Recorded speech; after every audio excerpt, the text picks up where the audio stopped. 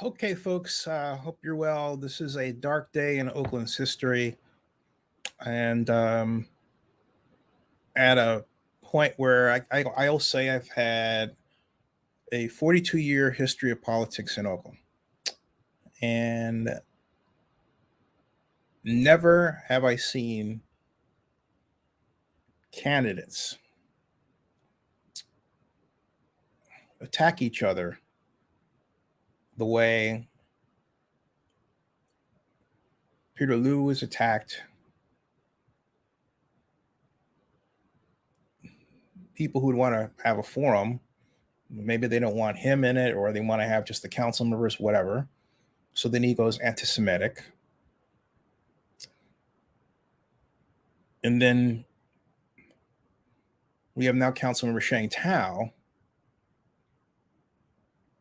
launching her own attack, but then throwing in another Oakland mayoral candidate, Seneca Scott, who I know is not transphobic and certainly not anti-Semitic. And so I made this video to set the record straight from my point of view, because Sheng didn't have to do what she did at all. Her take was completely unnecessary. This is what she said right here.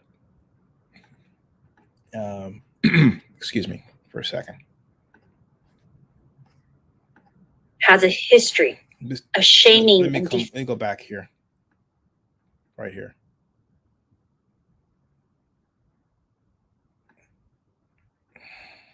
Jewish community and others, and was just sent a few days after it was revealed that candidate Seneca Scott has a history of shaming and defaming trans youth, as well as fat shaming women.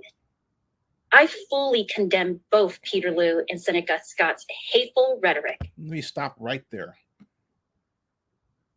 As a person who knows Seneca and has counseled Seneca, and in fact, I've counseled all the mayoral candidates to some degree, including Sheng, and I'll get to that in a second.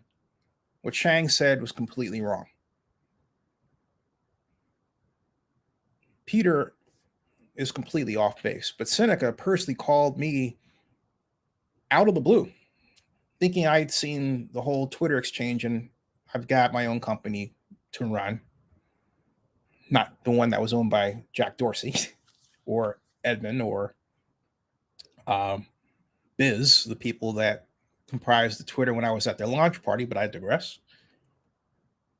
But he was in anguish saying he's not transphobic, he's not anti-Semitic, and they're trying to paint him as something that he's not.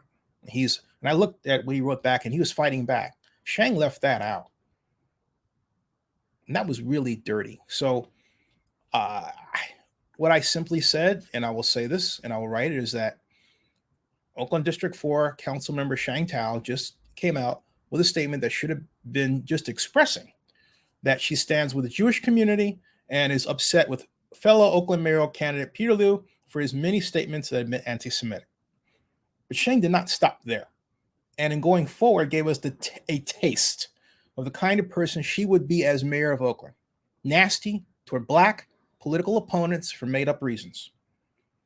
What happened was that Peter Liu was upset over not being included in a planned Oakland Mayoral Forum and got triggered to the point of launching into a constant anti-Semitic tirade. I advocated for Peter Liu to be arrested by Oakland police for his bullying and harassing behavior, something that has been done before. But Seneca Scott is not that person. He is not anti-Semitic or transphobic at all. If he were either, I would not talk to him, just as I have turned on Peter. Seneca Scott wanted to protest the event, was what happened. But he stopped and realized after he had said, you want to protest it, what Peter wrote, and then backed off. Personally, I thought, and I told him, I said, you need to stay off Twitter, because you get into these conversations with people and you lose sight of the bigger picture. You want to be mayor. Forget all that stuff. Forget them. But hey, he went on his way, and should have basically deleted what he wrote and say, hey, I'm really sorry for coming off in a way that I didn't intend, because he is not that person. He went on even in there and said, I'm not that person and I'm sorry.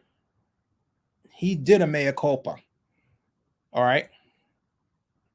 Which is far different from Peter. So for Sheng to put them both together as if they are both terrible people is a lie.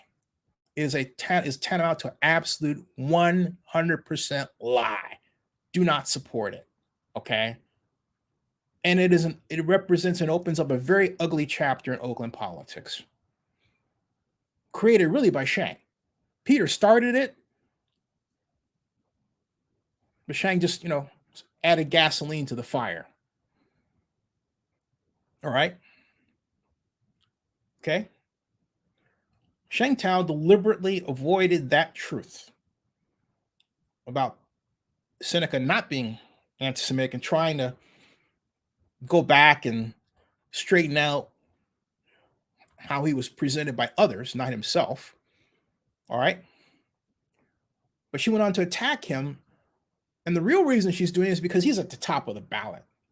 His name is number one. And that scared a lot of people. Why? I don't know. It's right choice voting. But there he is. Okay. So she's trying to get him off the ballot, period. That's what Sheng's trying to do. All right. So in further march toward this objective, Sheng has shown she has no problem trying to make a black man appear to be a criminal for political reasons. Oh, when was the last time we've seen something like that? Is it that we would call this, we're calling this Sheng's Willie Horton moment? Is that what she's doing? I wonder. At any rate, instead, all right, take how Sheng treated me. All right. In my case, she scheduled a meeting with me for her to learn about enhanced infrastructure financing district legislation and how it and tax increment financing revenue work, and toward the idea she had of a citywide enhanced infrastructure financing district. She had the idea, but didn't know technically how to make it work. In comes Zenny. But she said she did not want anyone to know about her meeting with me, even though I'm the expert. Wow.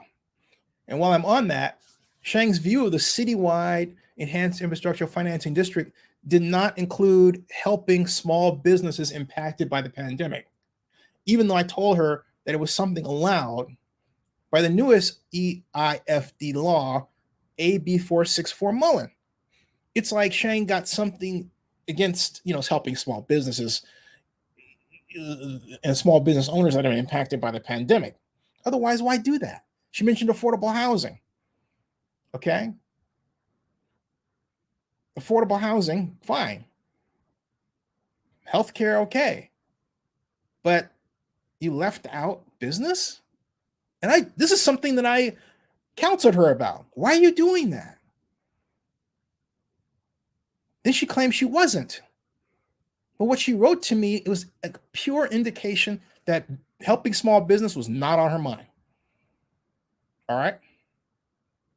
It wasn't front and center. Otherwise, she would have listed it. I got the receipts, folks. I got our exchanges. Okay. All right. Okay.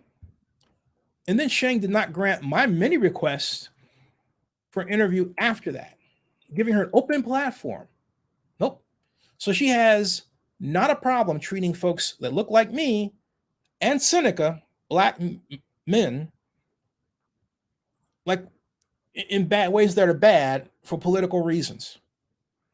And for me, that's personal. Even though it's political, it's personal. I have also pointed out that Sheng's initial videos had no black Oaklanders in them.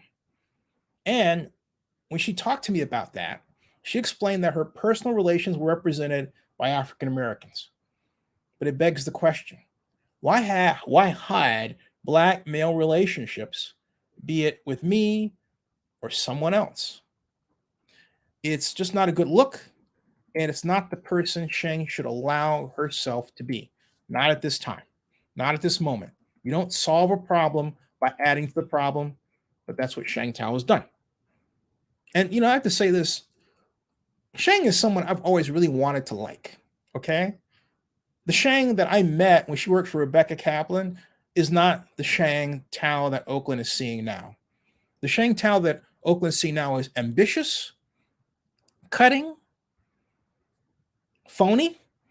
All right. In other words, saying, "Hey, I'll meet with you and I'm behind you," but then acting like, well, she doesn't want people to know that she met with you. Think about that. All right. Attacking. She's attacked Seneca and then nasty. I'm sorry, but I cannot sit idly by and see an Oakland mayoral candidate threaten to wreck our city in that way. No, no, no. Absolutely not. Okay? Absolutely not. We have to come together. Sheng says that we're a city of love, but then what does she go out and do? But express hate, dislike. Because she thinks in her back of her mind that it's okay to pick on somebody who's black and male. Think about that. All right. And I'm very ready for what other folks are going to say. Because again, Sheng's personal relations consist of those who are black and male. Why hide us? As opposed to make us part of the picture, part of the tapestry of what you show Oaklanders you are as mayor. Be open about it. What's wrong? We're not monsters, but Sheng is acting like a monster. She's morphing into something that even the she of 4 years ago would not like. All right? Okay? All this stuff comes at a time when Oaklanders and many people in the country are really suffering economically. They don't have the wherewithal to deal with all this. They're just trying to figure out if they're going to get food on the table and keep a roof over their head. For those that are fearful they're not going to get rental assistance or having a hard time really finding a job, or when they do, one that actually allows them to make the rent and keep something over their head.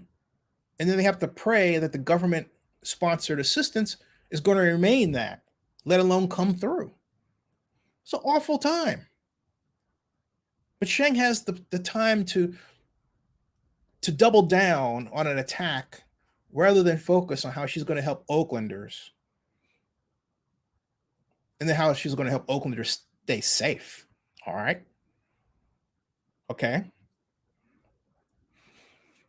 Thao does not have any time she can point to where she tried to help Oakland business owners get money during the pandemic. What Sheng touts are the concerns of some people in the hills about wildfires, and that is that. Sheng, you're not showing Oakland mayoral leadership one bit. It's not something Ignacio de la Fuente would do, and that's one of the many reasons I am backing him for mayor of Oakland, as well as Eliza Victory and Seneca. Seneca is a transformative figure. He's young. He's black. He's male. He's married. He's yet not a person that you would associate, if you got to know him, with any of the characterizations he's negative that he's been accused of. He's not transphobic. He's not anti-gay by any means. Why would a person anti-gay or transphobic go to Oakland Pride and proceed to chop it up with pretty much everybody he sees and meets? And that's not the first time, okay? That's Seneca. All right? So anybody who knows Seneca, as I do, would laugh a full-throated guffaw laugh if they heard you try to characterize him the way that Sheng did. Knock it off. Okay? Knock it off. All right? And as far as Ignacio de la Fuente, well, look, Ignacio actually loves people. And one of the things that I believe is needed now is someone who can break bread with everybody, not seek to flame them. Ignacio, you can have a policy disagreement with and come out partying with him. That's how he rolls. If you don't know Ignacio de la Fuente, you are missing the soul of a really good person. All right? Sheng, you're not revealing yourself to be that good person. Ignacio de la Fuente does not, he actually likes people and he doesn't seek to pick fights. You do. You do. Sheng, I'm asking you to find your better self. I'm asking you to activate your better angels for the good of Oakland. Because I know it's there when you're somewhere. Again, I say this, you are not the person I knew 4 years ago. You're not even the person that I knew 2.5 years ago. You've gotten in here and you've already transformed. Ambition has got the best of you. Come back home to the person that I know you can be. I can't see that person right now. That person has not revealed themselves. This new version of Sheng is not good for Oakland. It's not good for anyone. It's not even good for Sheng. Okay? So please stop doing this. Stop being mean. Stop being mean by words. Stop being mean by actions. In particular, stop being mean to Black men. Publicly, not behind the scenes. We're not people to be, put in a box and hidden away where others can't see that we have an association with you, or you've allowed us to be the expert at something and turn to us. That is wrong. That is wrong. If anything, it would be great if you adopted the personal habits of your predecessor, of your former boss, Rebecca Kaplan. Hey, Rebecca does the great turnaround. If you say, hey, Rebecca, ouch, that hurts, she turns around and says, hey, my friend, how did I hurt you? I'm sorry. Sheng, I don't know that you're capable of that at this stage. You've become hardened. Now, a year ago, you were capable of that. Yeah, sure, absolutely. But you got in the race and you transformed. It's not good. So turn around and patch up your stuff with Seneca. He would appreciate it because he's not as you paint him. I don't care what these other folks are writing on Twitter who shouldn't be. And that brings me to another point. I don't know all the people, but a couple of them I'm acquainted with, and one I know. I'll speak about the one that I know. She's a great person. She's a great person. Someone whose public persona initially and in retrospect is far afield from who she is when you get to know her. She's a beautiful person. So I'm disappointed that she jumped in the way that she did. And I hope everything's going on. I hope there's nothing going on negative in her personal life. And I'll end with that. Subscribe to Zenny62, bookmark Oakland News Now, blog.com. And please, folks, let's come together. All right.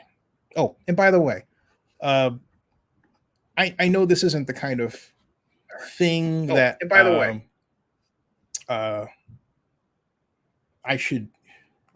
Some people say, well, you should never say that you have this kind of friend, or you should know you. But I'm going to tell you something. I am proud.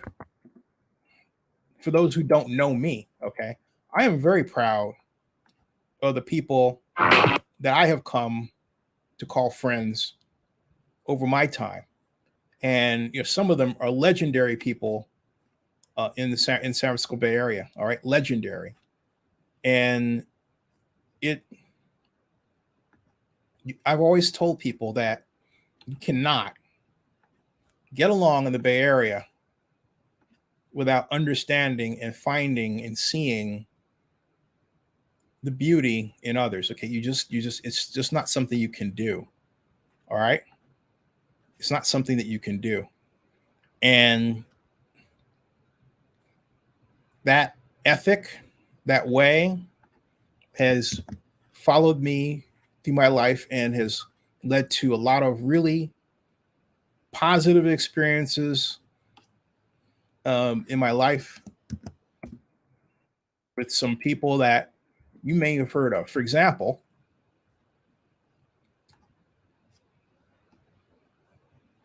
as a big example, I'll say, excuse me, sorry, because I was about to tear up and I don't want to, because the person I'm about to show you died. All right. And that's this man. You can see him. That's Harry Ditton. Yep. The Harry Ditton. And it's Harry at the Red Cross event. And I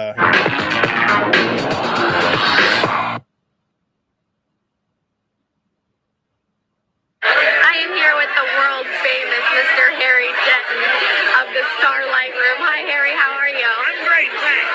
We're here this evening at the launch for the American Red Cross Gala. What is your involvement with the American Red Cross? Well, Beth is a very good friend of mine. Now, let me set this up because I was the person who set that up for her to do. This is on Zenny 62 on my channel. So here we go. To do the party here, and I'm completely and sincere honored because we all know how wonderful Red Cross is and what they do. So I'm just honored and thrilled. It's a great group of people, and I know they're having fun drinking champagne, so that's great. And so that's one time with Harry that was really a lot of fun. And unfortunately, Harry died last year, and I miss him to death. Harry Ditton is part of Bay Area lore and legend, and everybody that's known Harry Ditton was better for it. That's putting it lightly. And another person who, well, I should say before I turn away from my Harry example, let me then bring back, excuse me for a second, some other remembrances, because, and this is to accommodate those persons who, well, hey, may not know who I am. All right. And are watching this and have some ideas about Seneca and others based on what they've read. But I'm proud of the fact that I do media this way, and that I can show who I know and who I've had the pleasure and the opportunity to talk to and present. Harry Ditton being one of those people. All right. Pleasure. And so the other so many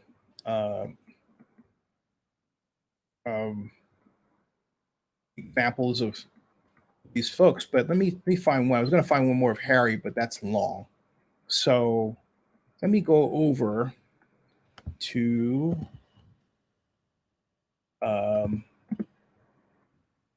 here and present someone that if you're involved at all in Oakland politics or Bay Area politics, you know this person.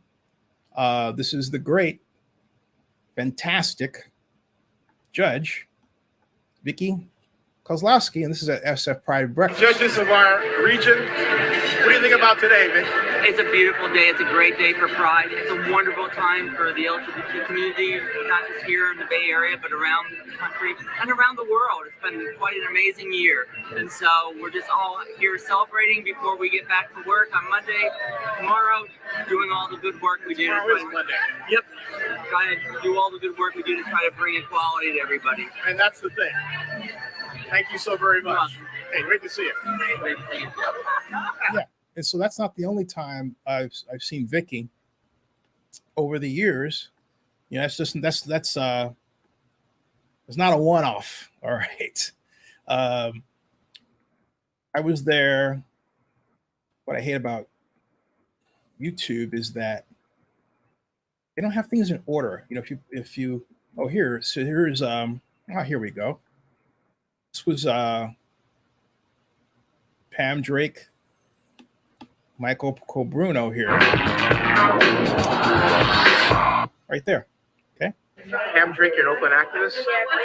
What do you think about the shooting, the subsequent riots, and the elected officials' response? Well, there is no one who could see that video who would not be horrified. The sad part is this has been going on for years, and most of the time there's not a video, so people don't take it as seriously as they should.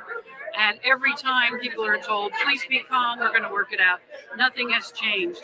Every single police department needs to have a civilian oversight with teeth in it. Every single police department.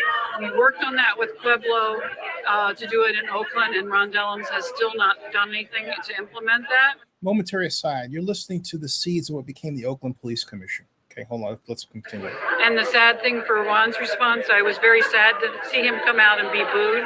He's still an icon to me. Oakland Mayoral Forum, but I felt that, you know, you haven't been out there for the last 2 years. You've been hanging back for some reason. And this is what we wanted from you, to come out and lead people and help the youth feel hopeful. And he didn't do it. I don't know if you know this, but BART's going to meet on Monday, and they're going to announce the creation of their own review board for these. Well, thank God. It's one dead person too late, but, you know, it needs to happen. We need to go forward in the future. And I know that board is good people. I don't put them down. But I think that whole idea, the whole official response of let's hang back, it's $1 million lawsuit, we have to wait and see, we're told when to talk.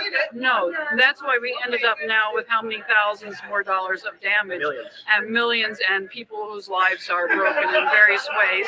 And I would like to see, as somebody that works with small businesses, I'm thinking about trying to organize an event to get people out to 17th Street to shop and make it whole for those people, or make them feel hopeful. All the hope that's out there for our youth has been sort of drained away in Oakland in the last week, and so now we're going to have to address that and give them. I teach government, so to tell them about the Constitution. On the other hand, to see how it's misused, and that we actually have laws that cover allowing the police to do this stuff and not get charged. Ready. Michael Colbruno, Vicky Kolkaski, Sean Sullivan. What do you guys think of the Oakland riot situation, the BART shooting, and the elected official response? Well, the BART shooting is a tragedy. It's absolutely reprehensible, and something that goes without saying that it should have never happened. And clearly, there needs to be a full investigation of all the matters pertaining to that. But really, that the officer who was resigned really needs to be brought to justice. Well, and I understand that most people who were involved in what turned into a riot were just involved in a peaceful protest. But it's a shame that a splinter group went off and did damage to the very people, you know, small business owners in downtown. You know, we're trying to build Oakland up, and it's so sad to see it torn down and damage done like that. But because this wasn't the responsibility of the city of Oakland, the Oakland Police Department, and even if it were, that's not a good response. I mean, to a tragedy and to something that was a horrible situation. All right, Michael. Well, I totally agree with Vicky, and I think the outrage in this, and I've actually been writing letters to the media, is the fact that they are not reporting on the fact that these are professional protesters, that peaceful people are coming to demonstrate, legitimately airing their griefs, their concerns, their feelings. And it happens in every single protest. It's happened at the Prop 8 stuff, it's happened at the Gaza protests. Every protest you go to, it's the same people who cause the trouble, and it's the same routine. They burn dumpsters, they smash cars, they break windows, and it reflects poorly on the people who have real issues. It reflects poorly on the Black community. It reflects poorly on Oakland. It reflects poorly on the LGBT community, Right. on the people who are supporting peace in the Middle East. And these people, this is on Tom Orloff. He needs to prosecute them as felonies. These are professional criminals. These are professional protesters. I worked for Mayor Willie Brown. We saw it every single protest. It's the same people, and it's rich white kids with dreadlocks who grew up in Connecticut and Rhode Island who are coming and disrupting the peace. And it's reflecting poorly on communities of color, other minority communities, and on cities like Oakland who are trying to get their act together. And it's an absolute crime. And this is a message to Tom Orloff. Charge them with felonies. And with that, thanks. I want to say, Sorry, go can I ahead, say Sam. one more thing? Yeah, which yeah, is that- absolutely, yeah. Which is that, a lot of these small business owners in downtown, we're talking about people of color, we're talking about people who've been involved in the Oakland community for a long, long time, who are struggling just to get by in this bad economy. And the last thing in the world they need is for people to come in and smash their windows and disrupt the things and for them to create fear so that people don't want to come and frequent their businesses. And so it's really a shame. Sean, you want to And to that, well, very much so. And to that end, we as Oaklanders need to do what so many of us did when some of these restaurants were held up over the summer, which is to support these businesses which were unfairly targeted, mostly minority-owned and women-owned businesses, unfairly targeted in downtown. We need to support our downtown, and we need to support these businesses right now, coming out and shopping there. Yeah, so I'm gonna stop that here and come back and close. This is Sheng talks about Oakland, but folks, that's the real Oakland. All right. That was after Oscar Grant and the subsequent riot. But I have never known of a situation where rather than go behind the scenes and make a call and say, hey, look, I have a hard time understanding what you put out. Instead, we do so on a social media site we don't own. That's bad. Now, my case regarding the Enhanced Infrastructure Financing District legislation meeting that Sheng and I had, and then my request to interview her, I have tried to reach out many, many times. In fact, she just sent me a request to donate. And I think whatever she's doing on Twitter is a glitch, and it started sending multiple requests. And I said, hey, I think your system is screwed up there. She didn't write back to say, hey, thanks for letting me know. So my point is, Sheng has got to come back home. Her ambition is driving her to be a person that is already proving they can be nastier much faster than they can be a healer,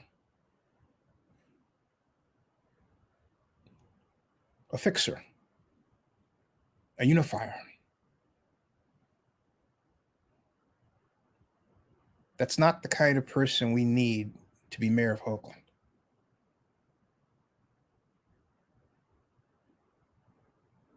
All right. That ends this broadcast.